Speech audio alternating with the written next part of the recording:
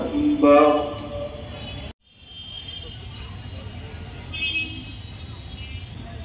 سمع الله لمن حمده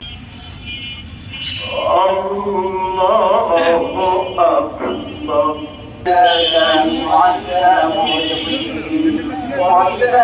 كانت إلا صيحة واحدة فإذا هم يعلم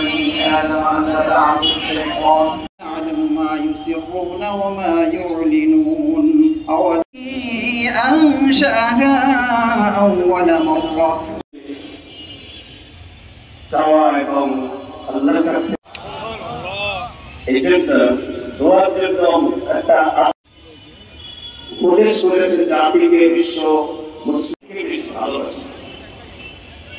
আমি আপনাকে আমার সেই মানুষটি বাংলাদেশের গণতন্ত্রের জন্য, বাংলাদেশের স্বাধীনতার সার্বভৌমত্বের জন্য, বাংলাদেশের মানুষের বাক স্বাধীনতার জন্য দীর্ঘদিন লড়াই করেছেন, সংগ্রাম করেছেন এবং আপোষহীনতা দেখিয়েছেন। তার মাধ্যমে বর্তমান বাংলাদেশে তিনি দলের ঊর্ধ্বে উঠে গেছেন। তিনি সমগ্র জাতির অভিভাবক হিসেবে আবির্ভূত হয়েছেন। তাই তার অসুস্থতার কারণে সকল রাজনৈতিক, সামাজিক, পেশাজীবী সংগঠন তারা কিন্তু দোয়া করছে এবং দোয়ার শরীক হচ্ছে। আজকে দেশের সকল রাজনৈতিক সংগঠনের শীর্ষ নেতৃবৃন্দ এখানে উপস্থিত আছেন। তিনি খালেদা জিয়ার জন্য দোয়া করবে এবং দোয়া করছে এবং আপনারা আমাদের আহ্বানে সাড়া দিয়ে আমাদের সেই বিশ্বাসটাকে আবার নতুন করে দৃঢ় করেছেন।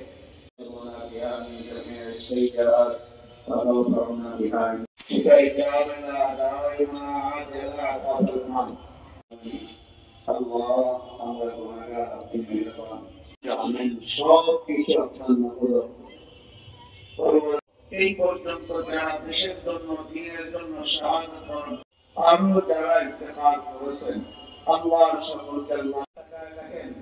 আপনার বান্দারা আপনাকে ডাকতেছে, আপনি ওষুধ করতে বলেছেন, আপনার হাবিব বলেছেন, আল্লাহ সেটাই ছোট্ট একটা দেশ আপনি আমাদেরকে দান করেছেন। আল্লাহ দেশবাসীর উপর আপনি রহমত ফরমান। আল্লাহ বিভিন্ন মাদ্রাসায়, বিভিন্ন বাড়িতে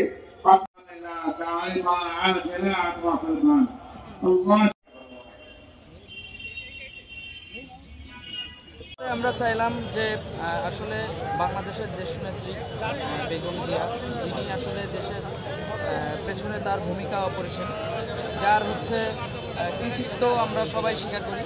তো সব কিছু মিলাই আমাদের যশোর জেলা বিএনপির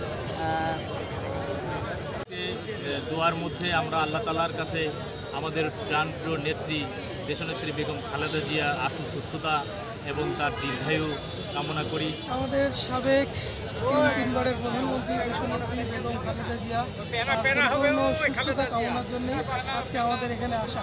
আমাদের গণতন্ত্রের মা এবং সামনে বাংলাদেশের খুবই কঠিন সময়, এই সময়ে আমাদের দেশনেত্রী বেগম খালেদা জিয়াকে এই বাংলাদেশের প্রতিটি মানুষের জন্য খুবই দরকার।